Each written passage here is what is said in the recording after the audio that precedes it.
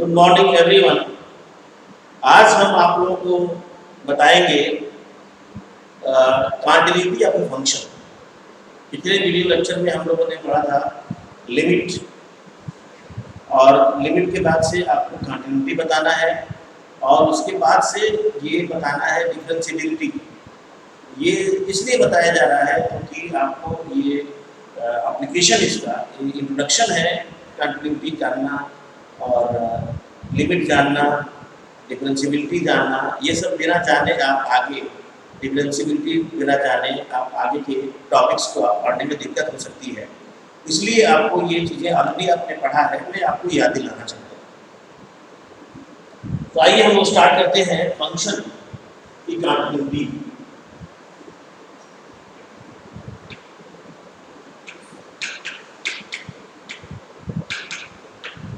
Quantity of a function.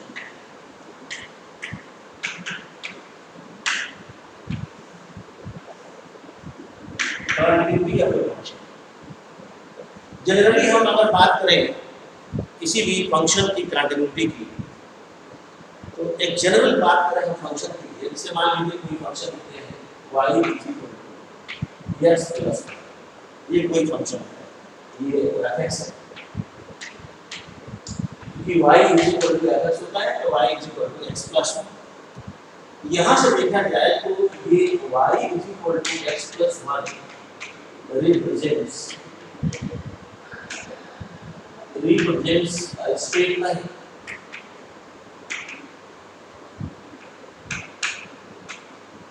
Straight line represent. अब हम जरा देखें इसके ग्राफ को। यहाँ लिखे y, यहाँ हो गया x एक्सिस, ये हो गया आपका ओरिजिन। यहाँ पर देखें हम तो y equal to x plus 1। ये ग्राफ से आपको आइडिया लगेगा कि फंक्शन कंटिन्यूअस का मतलब क्या होता है। जैसे हम y एक्सिस पर लिखा है x प्लस 1, तो ये आपको पता है कि रिप्रेजेंट करता है स्ट्रेट लाइन। अब इसको ग्राफ में खींचते हैं। जब ग्राफ खींचेंगे यहाँ पर देखें तो अगर हम यहाँ रखते हैं जैसे y इक्वल टू f(x) है, तो ये आपका y हो गया, ये x हो गया। तो अगर x की वैल्यू 0 लेंगे तो y की वैल्यू 1 आएगी, और x की वैल्यू 0 होती है यहाँ y एक्सिस पर, तो यहाँ पर जाएगा एक पॉइंट मिलेगा 0। y की वैल्यू अगर हम x की वैल्यू ले लेते हैं 1, तो y की वैल्यू 2 आ जाएगी, यानी यहाँ पर आ जाएगा 2। तो यहाँ पर इसके सामने ये 1 है, इसके सामने यहाँ पर आपका हो जाएगा 2। तो इस तरह से हम देखें, अगर हम y की वैल्यू x की वैल्यू हम ले लेते हैं -1 ले लेते हैं यहाँ पर, तो x की वैल्यू माइनस लेने पर आपका y की वैल्यू क्या आ जाएगी 0। y इक्वल टू 0 जब कब होगा, जब x इक्वल टू -1, यानी x इक्वल टू -1 लेने से मान लीजिए यहाँ पर -1 है, यहाँ पर आ जाएगा और एक ग्राफ, ये जो ग्राफ होगा आपका y equal to x plus 1, या हम इसको भी कह सकते हैं f(x) equal to x plus 1 का ग्राफ। दूसरे शब्दों में ग्राफ खींचने के लिए आप ये भी कह सकते हैं कि इसको y equal to mx plus c से कंपेयर कर लीजिए। तो इसका स्लोप यहाँ पे जरा पर 1 है, यानी कि tan थीटा इक्वल टू 1 है, और यहाँ पर आपका थीटा हो जाएगा 45 डिग्री। c यहाँ पर 1 है, तो आपका देखें तो c का मतलब हो गया 1 इंटरसेप्ट का काटते हुए ये लाइन जाएगा, और ये 45 डिग्री का एंगल बनेगा। ये हम जनरल आपको आइडिया बता रहे हैं, just to draw the graph of a function y equal to x plus 1। अब इसमें देखें, इस ग्राफ को मैंने खींचा, इस ग्राफ को जरा देखें ध्यान से। इस ग्राफ में कहीं भी कोई भी गोल नहीं है, ये कंटिन्यूअस है, इसमें कहीं भी कोई छेद नहीं है, कहीं इस ग्राफ में कहीं टूटा नहीं है। तो हम कहेंगे ये फंक्शन जो होगा वो कंटिन्यूअस होगा for all values of x के सारे वैल्यूज के लिए फंक्शन कंटिन्यूअस होगा। अभी इन दूसरे शब्दों में अगर मान लीजिए हम यहाँ पर दूसरा फंक्शन ले लें fx is equal to x if x is greater than 1 0 and is equal to आप मान लीजिए माइनस सॉरी लेते हैं -1 if x is greater than 0। अब इसको जरा देखिए कि क्या इसका ग्राफ अगर हम खींचे हम देखेंगे कि यहाँ पर ये हो गया y एक्सिस और ये हो गया x एक्सिस हो गया, ये हो गया y एक्सिस। यहाँ पर y x तो ये लाइन हो जाएगा, लेकिन लाइन x के ग्रेटर देन ये होगा, x के ग्रेटर देन 0 का मतलब हो गया 1 2 3 4 5 6 ये 1 है, ये 2 है, ये 3 है, ये 4 है, ये 5 है, 6 है, x मतलब ये ग्राफ मिल रहा है y x ओरिजिन से पास करने वाला है। एक है आपका y -1 अगर लेस देन 0 है तो y -1 की जब बात करेंगे ना तो यहाँ से आपका -1 आएगा, y -1 यहाँ होगा, यहाँ मान लीजिए आपका y -1 है तो यहाँ से आपको ये हमेशा पर x के यहाँ पर x की वैल्यू जो y की वैल्यू हो जा रही है -1 for all values x which is less than 0, यानी कि ये हो जाएगा आपका -1 -2 -3। इसके लिए ये स्ट्रेट लाइन मिलेगा, ये ग्राफ। अब जरा आपसे पूछा जाए कि ये function x is greater than 0 के लिए कंटीन्यूअस कहीं भी टूटा नहीं है, यह function x is less than 0 के लिए भी कंटीन्यूअस है, कहीं टूटा नहीं है। लेकिन क्या ये x इक्वल टू अगर पूछा जाए x इक्वल टू 0 पर कंटीन्यूअस है तो हम कहेंगे कि नहीं, x इक्वल टू 0 पर कंटीन्यूअस नहीं है, क्योंकि यहाँ पर ये टूट गया है, यहाँ से शुरू हो रहा है 0 से, यहाँ -1 से शुरू हो रहा है, इसलिए x इक्वल टू 0 पर ये फंक्शन कंटीन्यूअस नहीं है। यहाँ पर ये बात क्लियर हो, ये टूटा हुआ है। यानी कि अगर किसी फंक्शन के ग्राफ में टूटा पार्ट मिल जाए, ब्रोकन पार्ट हो, या उस फंक्शन के ग्राफ में कहीं भी कोई होल हो, छेद हो, तो ऐसे functions through out real number सबके लिए x के सारे वैल्यूज के लिए कंटीन्यूअस नहीं कहे जाएंगे। इस बात को आप समझ गए होंगे कि कंटीन्यूटी में क्या मतलब होता है। अब इस चीज को डिफाइन करने के लिए मैथमेटिकली हम आपको एक डेफिनेशन लिखते हैं और उस डेफिनेशन को आप देखें, लर्न करें, सीखें और उससे हम आपको और भी डिटेल में इसकी जानकारी देते हैं। तो चलिए हम स्टार्ट करते हैं। कंटिन्यूटी ऑफ द फंक्शन तो आप समझ गए कि कंटिन्यूटी ऑफ द फंक्शन का मतलब ये होगा, हम आपको इसमें लिखेंगे कि अगर कोई function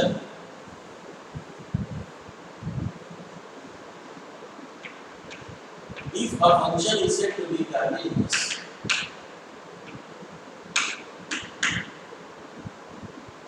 is continuous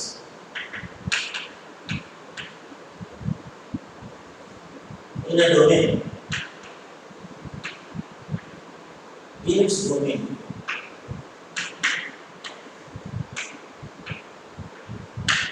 means that इसका क्या मतलब होता है? Means that there is no any broken part, there is no any hole in the graph, there is any hole and on any no any broken part in the graph of the function, the graph of the function for its domain,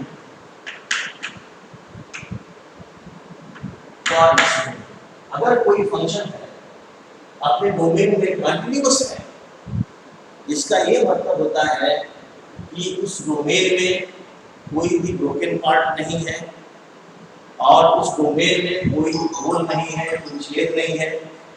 और इसी बात की हम mathematically अध्ययन करते हैं graph draw करके, या हम ऐसे मैथमेटिकली कैसे हम बताएंगे कोई फंक्शन कंटीन्यूअस है नहीं कंटीन्यूअस है, इसकी हम चर्चा यहाँ पर करेंगे। तो चलिए हम लोग स्टार्ट करते हैं। Definition is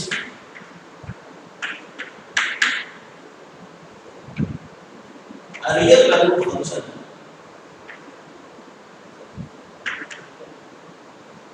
a real value function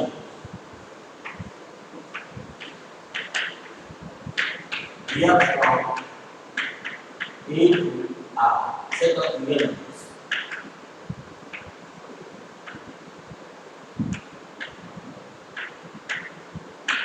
numbers where a is a subset of r. It's said to be continuous, said to be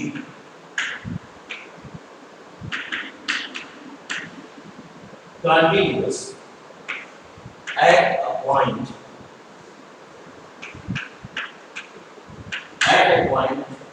A, element of R. If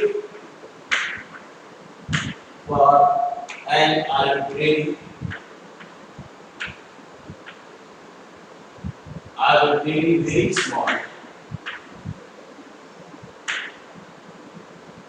very small epsilon greater than 0, there exists a positive number delta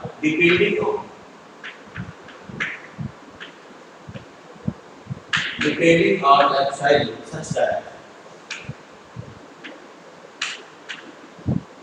such that mod of fx minus f of a is less than epsilon whenever 0 is less than mod of x minus a is less than। ये definition आपको दी गई कि अगर कोई भी function real value function है, वो किसी वैल्यू किसी भी पॉइंट ए जो कि रियल नंबर का एलिमेंट है, उस पर कंटीन्यूअस तभी कहा जाता है जब कोई very small arbitrary epsilon zero number मिले के लिए एक ऐसा पॉजिटिव नंबर डेल्टा एग्जिस्ट करेगा जो एप्सिलॉन को डिपेंड करता है, और ये इसका मॉडुलस यानी इसका डिफरेंस जो है आपका स्मॉलर होगा, यानी कि दे आर वेरी क्लोज, यानी कि हम कह सकते हैं here mod of fx minus f a is less than epsilon, ये बताता है कि fx is very closer to f of a, और ये भी आपको बताता है x minus a is less than delta, ये बताता है कि fx is very closer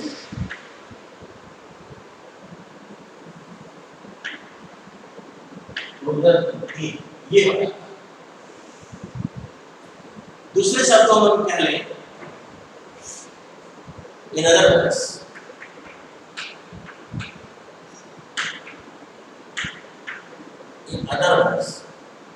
a real value function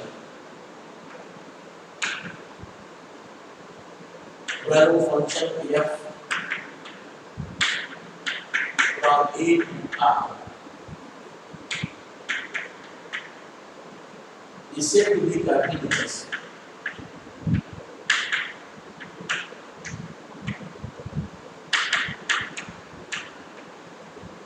at x a element of r if limit x tends to a fx exists at equal to p of a, या ये भी कह सकते हैं limit x tends to a fx exists is equal to f of a। तो अगर कोई भी फंक्शन कंटीन्यूअस है x बराबर a पर, ये बात कही जाती है कि उसकी जो लिमिट है वो एग्जिस्ट करेगी और उस पॉइंट पर फंक्शन की वैल्यू के बराबर होगी। ये बात कही जाती है कंटिन्यूटी किसी पॉइंट पर कंटिन्यूटी। और हम ये कहेंगे कि a is a point of continuity, a is a point where f is continuous. ये हम बात करें। अब आती है बात कि इसका एग्जिस्ट का क्या मतलब होता है।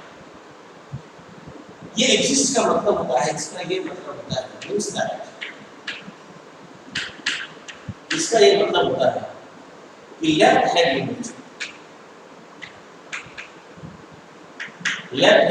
Of fx at x equal to a must be equal to right hand limit of fx at x equal to a। ये इसका मतलब होता है। तो फाइनली हम आपको बताएं मैथमेटिकली हम लोग क्या डिफाइन किए, ये बात आपको क्लियर करते हैं कि finally we conclude, finally we conclude that fx is continuous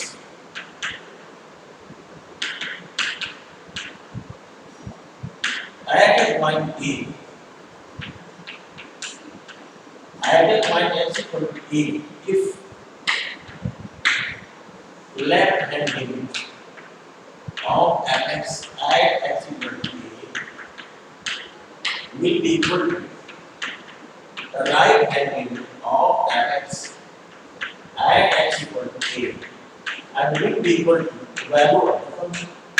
ये फाइनली यहाँ आता है कि अगर कोई भी फंक्शन कंटीन्यूअस किसी पॉइंट पर है, इसका मतलब हुआ कि उसकी लेफ्ट हैंड लिमिट उसकी राइट हैंड लिमिट दोनों सेम होंगी और ये आपका f ऑफ a के बराबर होता है। अगर इन तीनों में से, जैसे मान लीजिए ये फर्स्ट हो गया लिमिट, ये सेकंड हो गया लिमिट और ये थर्ड हो गया लिमिट, अगर ये दोनों में से कोई भी दो बराबर नहीं होते हैं, सेम नहीं आते हैं, तो फंक्शन को कहेंगे नॉट कंटीन्यूअस। यहाँ आप नोट लिखें, note if any two of the above limits are not equal,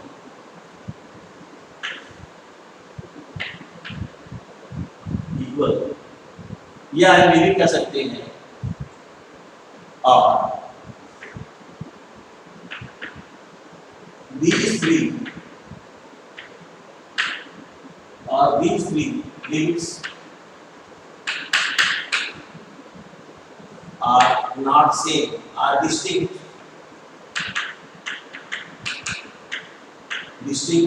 not same, then fx is still not continuous at x equal to a। अगर ऐसा होता है कि ये लिमिट सेम नहीं होते हैं तो हम कहते हैं कि fx is not continuous at a, fx जो है ये पर कंटीन्यूअस नहीं होगा। अब आपकी बात आती है कि ये कंटीन्यूअस नहीं होगा तो इसका नाम दिया गया, उसका नाम होता है discontinuous. Here we say that fx is discontinuous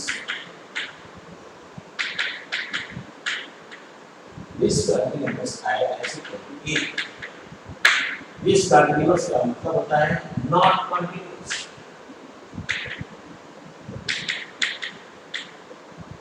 इसका मतलब होता है not continuous, तो हम कहते हैं कि वो कंटीन्यूअस नहीं है। अब ये आगे आपको हम बताएंगे कि discontinuous भी there are so many kinds of discontinuities, यानी ऐसे भी मान लीजिए कि ऐसा हो सकता है ये और ये बराबर हो ये इसके बराबर ना हो, तो उस समय भी फंक्शन डिसकंटिन्यूअस होगा, लेकिन उसका क्या नाम होगा ये बताएंगे। अगर ये और ये बराबर हो, ये बराबर नहीं हो, तो ऐसे में भी एक दूसरे टाइप की डिसकंटिन्यूटी बनती है। अगर ये और ये बराबर हो और इसके बराबर ना हो, तो ऐसे में एक दूसरे टाइप की डिसकंटिन्यूटी का नाम दिया गया है।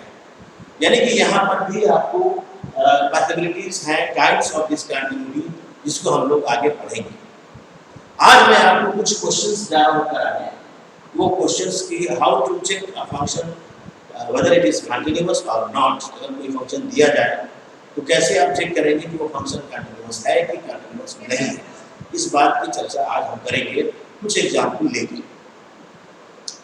अब ये इसलिए सब हम प्रैक्टिस में है, ये सारी चीज़ें पढ़े हुए हैं आप, लेकिन मैं आपको सिर्फ याद दिला रहा हूँ ताकि आपको आगे के सिलेबस को पढ़ने में कोई परेशानी ना हो और आप अपना समय बर्बाद न करें और इसको ठीक से पढ़ें, ठीक से एग्जाम्पल्स को एडॉप्ट करें, समझें और उसको दूर करें। जैसे मैंने बताया कि किसी भी फंक्शन की कंटिन्यूटी या कोई भी फंक्शन किसी भी एक पॉइंट पर कंटिन्यूअस तभी कहा जाता है जब उसकी उस फंक्शन की उस पॉइंट के लिए लेफ्ट हैंड लिमिट, उस फंक्शन की उस पॉइंट के लिए राइट हैंड लिमिट और उस फंक्शन की वैल्यू उस पॉइंट पर वो तीनों सेम है।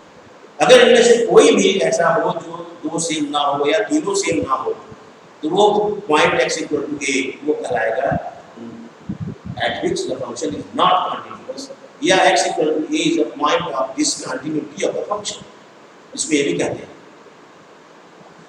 तो अभी डिसकंटिन्यूटी ऑफ द फंक्शन पर आधारित जो टाइप्स ऑफ डिसकंटिन्यूटीज हैं उसको हम आगे पढ़ेंगे। फिलहाल के लिए मैं कुछ क्वेश्चंस डिस्कस करने जा रहा हूँ, वो है आपकी कंटिन्यूटी का बेस। तो चलिए हम स्टार्ट करते हैं।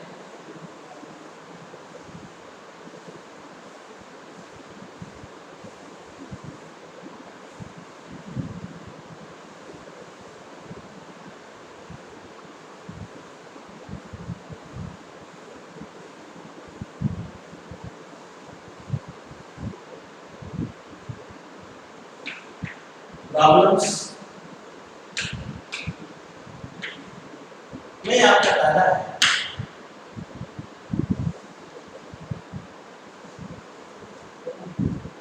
डिस्कस द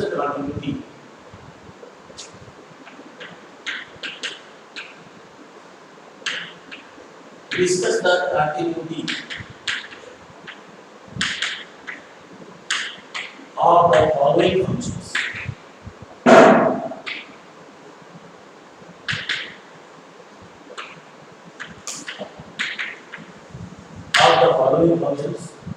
उसमें आपका जो पहला है आपका क्वेश्चन है f(x) is equal to 1 plus x square, x is greater than or equal to 0 than 1, and 1 minus x square, x is greater than 1. इसको चेक करना है for x equal to। दूसरा है x is equal to x square minus 1 upon x plus 1. X is not equal to minus 1 and it is minus 2. X is equal to minus 1. तीसरा है x is equal to 1 plus x. X is less than 2 and 5 minus x. 5 minus x, x is greater than or equal to 2. चौथा है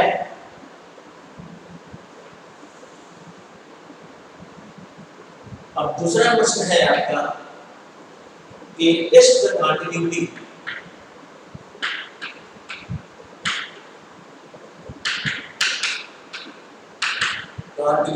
of f(x) is equal to mod x plus mod of x minus 1 at x is equal to 0 and x is equal to 1.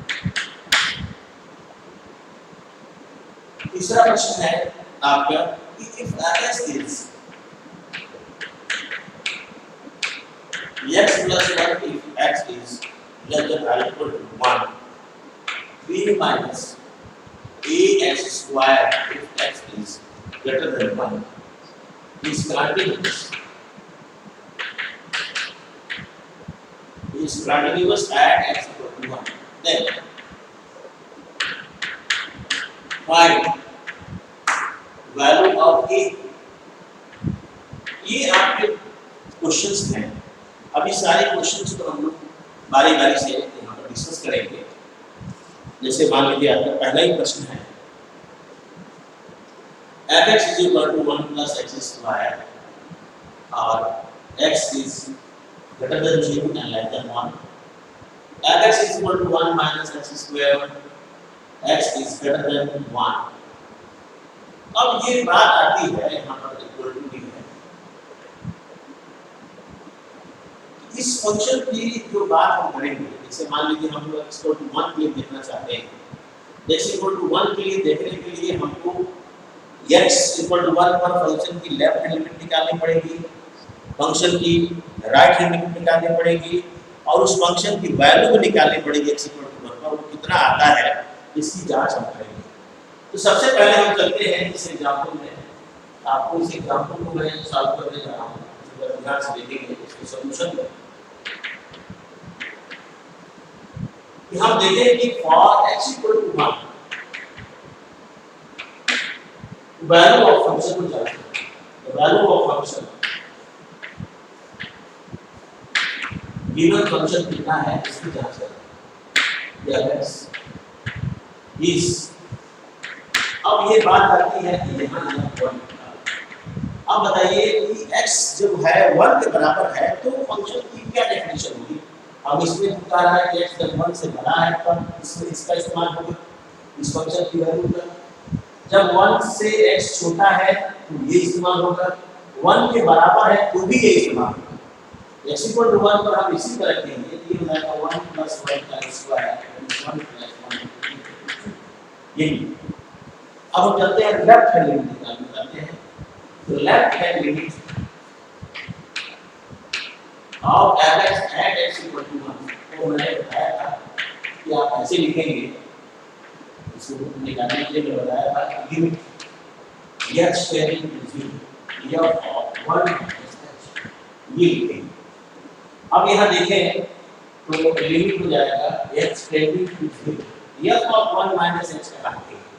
जब इसमें x की जगह रखना होगा 1 minus x, तो अब यहाँ 1 माइनस x रखेंगे, इसमें रखेंगे इसमें रखेंगे x की जगह पर। अब ये बात के लिए यहाँ पर चेक करना पड़ेगा कि x जो है लेस देन 1 है तो ये है, x ग्रेटर देन 1 है तो ये है, यानी इसके अंदर कोई चीज है अगर वो देखना पड़ेगा कि इसका इस्तेमाल करने के लिए कि वो चीज जो है वो आपका 1 से छोटी है तब ये इस्तेमाल होगा, इसमें रखाएगा x की वैल्यू।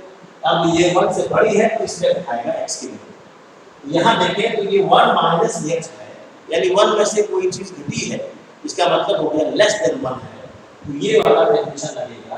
इसमें हम लिखेंगे यहाँ पर 1 प्लस 1 माइनस x का होल स्क्वायर। अब यहाँ देखें तो ये हो जाएगा लिमिट x टेंडिंग टू 0 अब ये हो जाएगा 1 plus 1 minus x square plus x square minus 2x। इसमें x की वैल्यू 0 रखें तो ये आ जाएगा 2 और सब 0 हो जाएगा। आपने निकाल लिया left hand limit of the function f(x) at x equal to 1 निकला आपका 2। अब आइए राइट हैंड लिमिट निकालते हैं। राइट हैंड लिमिट निकालेंगे हम, तो करते हैं right hand limit of f(x) at x equal to 1। यहाँ देखेंगे हमारे पास limit x tending to 0 f of 1 plus x निकालना डेफिनेशन में है। 1 प्लस x जब है तो ये डेफिनेशन इस्तेमाल होगी, ये डेफिनेशन इस्तेमाल होगी। यहाँ पर देखें तो ये हो जाएगा लिमिट x टेंडिंग टू 0 ये जाएगा 1 माइनस 1 प्लस x का होल स्क्वायर। या हम इसको थोड़ा सा और कर लें, लिमिट x टेंडिंग टू 0 ये हो जाएगा आपका 1 minus 1 minus x square minus 2h।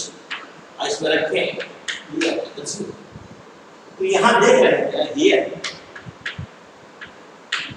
LHL is equal to f of 2, f of 1, but not equal to R X Y इन है। So F X is not